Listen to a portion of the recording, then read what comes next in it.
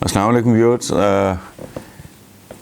آپ میں سے بہت سے دوستوں نے، بھائیوں نے، ساتھیوں نے ایک سوال پوچھا کہ جی کانسپریسی تھیریز کی بات ہو رہی ہے کہ یہ جو کرونا وائرس ہے کہاں سے آیا ہے. تو میں تو کانسپریسی تھیریز پہ لمبا چوڑا بلیو نہیں کرتا. یہ ہم نے اپنے اوپر یہ طاری کر لی ہے، اپنی ہر کمزوری، ہر کجی، اپنی ہر حماقت وہ ہم کانسپریسی کے کھاتے میں ڈال دیتے ہیں تاکہ خود بچ کے نکل جائیں. پوری دنیا اس کی لپیٹ میں آ گئی ہے. اور دوسری سب سے بڑی بات یہ ہے کہ الٹیمیٹلی اگر کانسپریسی ہے اور تو وہ زیادہ دیر تک چھپی رہ نہیں سکتی. یہ الٹیمیٹلی باہر آ جائے گی چونکہ اس کے بینیفیشریز باہر آ جائیں گے. اس چکر میں پڑھنا بھی نہیں چاہیے. میں ذاتی طور پہ جو میں فیل کرتا ہوں، یہ قرۂ ارض نے بد دعا دی ہے ہمیں. یہ شاید آپ کو عجیب لگے. میں نے اس پہ پہلے کالم لکھا ہے اس موضوع پہ. اس کے بعد یہ امریکہ کے کچھ سائنٹسٹ نے بات کی کہ یہ رد عمل آیا ہے اس پلانٹ سے جسے ہم دھرتی کہتے ہیں. قرۂ ارض کا رد عمل ہے بنی نوع انسان کی شرارتوں، خباثتوں، نااہلیوں اور غیر ذمہ داریوں کی وجہ سے. وہ پوچھیں کیسے؟ اوزون بہت امپورٹنٹ ہے. اس کی لیریں کر دیں بندے نے، اتنی آلودگی، شگاف پڑ گئے. اب وہ تیزی سے قدرت اس کو ریپیئر کر رہی ہے. آسمان کا نیلا پن ختم ہو گیا تھا. کتابوں میں رہ گیا تھا آسمان نیلا ہوتا ہے. ہماری آج کل کی نسل کو تو وہ مٹیالہ لگتا تھا، مٹی اور گد سے ہٹا ہوا.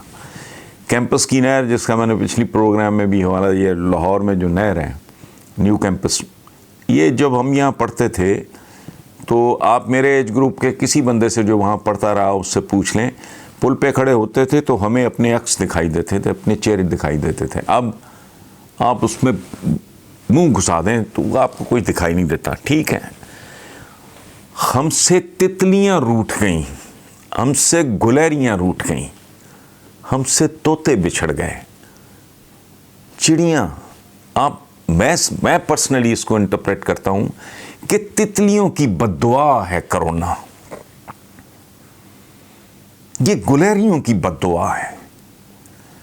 ہم نے وہ اس لیول کی آلودگی دیکھیں. اب آپ یہ فگرز ہیں، آپ پڑھ لو انٹرنیشنلی کہ لاہور کتنا آلودہ تھا، اس کی آلودگی کم ہو کے کہاں تک آ گئی ہے. اچھا، نوائز پولیوشن ہے، دھواں ہے، ڈسٹ ہے، گند ہے، کیمیکلز ہیں. سمندر ناپاک کر دیے، جھیلیں، جھرنے، یہ چشمے، نہریں، دریا پر بات کر کے رکھ دیے. موسم تبدیل کر دیے. آپ نے کوئی کسر چھوڑی؟ یعنی ہم لوگوں نے، جو میں بھی شامل ہوں اس میں اتنا ہی، ہم لوگوں نے اشرف المخلوقات ہونے کا اتنا ناجائز فائدہ اٹھایا. کچھ سائنٹسٹ کا یہ کہنا ہے، اور میں اتفاق ایسا ہے کہ میں اس سے چند روز پہلے یہ کالم لکھ چکا تھا کہ یہ قرۂ ارض کی بد دعا ہے، یہ قرۂ ارض کی وارننگ ہے. یہ وائرس نہیں، یہ وارننگ ہے. یہ جملہ تھا میرا. اور یہ رد عمل ہے دھرتی کا. یہ جسے ہم دھرتی ماں، اور دیکھیں یہ بات عجیب ہے، انگلش میں کہتے ہیں مدر لینڈ، ہندو کہتے ہیں دھرتی ماتا، ہم کہتے ہیں مادر وطن، دھرتی ماں. تو ماں کے ساتھ سلوک تو کیا آپ نے، کسی دشمن کے ساتھ بھی بندہ اس طرح نہیں کرتا. قدم قدم پہ آپ نے ہوائیں، میں نے کالم لکھا تو لوگوں کو وہ جملہ بڑا اچھا لگا کہ شاید مدتوں کے بعد ہوا کو بھی سانس لینے کا موقع مل رہا ہے. یقین نہیں آ رہا. میں تتلیاں اگر کہیں بچ گئی ہوں گی یا پانی کے قطرے ایک دوسرے سے پوچھتے ہوں گے کہ وہ گندی مخلوق کہاں گئی جنہوں نے ہمیں ناپاک کر دیا تھا. ہم تیزی سے دوبارہ سمندری مخلوق کبھی، جیسے ہم کہتے ہیں کہ وہ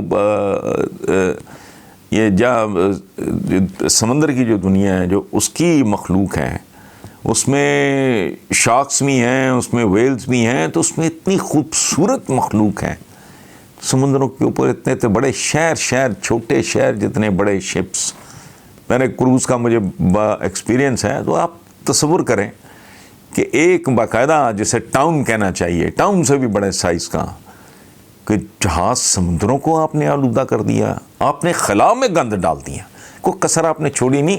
سو کانسپریسی اگر ہے تو ہماری ہے, وہ میری ہے, وہ اس بچے کی ہے جو کیمرے کے پیچھے کھڑا ہے, اس میں آپ شامل ہو. میری گاڑی کا دھواں اس میں شامل ہے, آپ کی فیکٹری کا دھواں اس میں شامل ہے, اس چنگچی کا شور اس میں شامل ہے. تو یہ سارا مل ملا کے یہ جسے کہتے ہیں سونی دھرتی, اللہ رکھے قدم قدم آباد تجھے. تو یہ دھرتی سے دیکھیں ملک بنائے انسانوں نے, یہ لائنز ڈرا کی ہیں, یہ پاکستان ہو گیا, یہ ہندوستان ہو گیا, افغانستان ہو گیا, رب العالمین ہے. یہ تو ایک عالم کا ایک معمولی سا حصہ ہے زمین.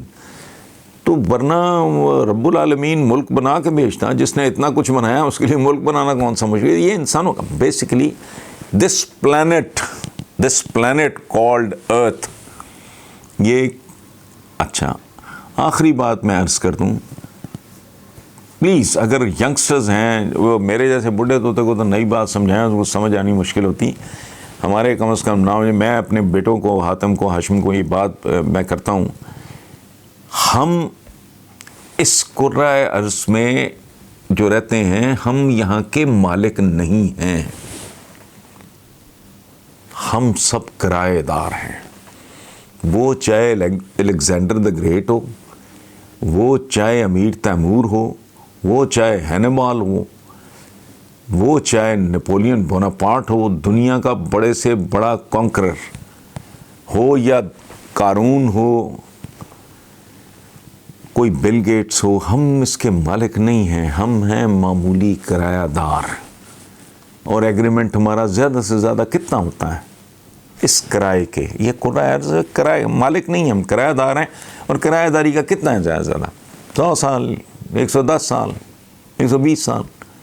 تو کاربن اور کیلنڈر ایئرز کا فرق دیکھیں. ہمارا سال ہوتا ہے, ہماری صدی ہوتی ہے 100 سال کی, ہمارا ملینیم ہوتا ہے 1000 سال کا. وہ پتہ نہیں رب العالمین کے لیے وہ ایک لمحہ بھی نہ ہو. تو ہماری جو اتنی سی ایج ہوتی ہے جس کے لیے ہم کرایہ دار ہیں, ہمیں ایک اچھے کرایہ دار کی طرح پراپرٹی کا خیال کرنا چاہیے. پراپرٹی سے میری مراد پورا کرایہ ارض ہے. اور دوسرا, اس کا کرایہ بر وقت ادا کرنا چاہیے. اس کا کرایہ کیا ہے, اس کا پانی ضائع نہ کریں, اس کی فضا کو آلودہ نہ کریں, اس کی ہوا کو گندا نہ کریں, اس کے پودوں کا, اس کے درختوں کا قتل عام نہ کریں. یہ اس کا کرایہ ہے جو ہمیں ادا کرنا چاہیے. سو کانسپریسی ہے تو یہ پھر میری ہے, یا آپ کی ہے, یا ہم سب کی ہے. اور جتنا جو ملک جتنا زیادہ صنعتی طور پہ ترقی یافتہ ہے, وہ اتنا ہی بڑا کانسپریٹر ہے, اتنا ہی بڑا سازشی ہے. اور سازش کس کے؟ دھرتی ماں کے خلاف. تو ظاہر ہے پھر جو ماؤں کے خلاف سازشیں کرتے ہیں انہیں پھر کرونا کے آگے لگ کے بھاگنا تو پڑتا ہی ہے. Thank you very much.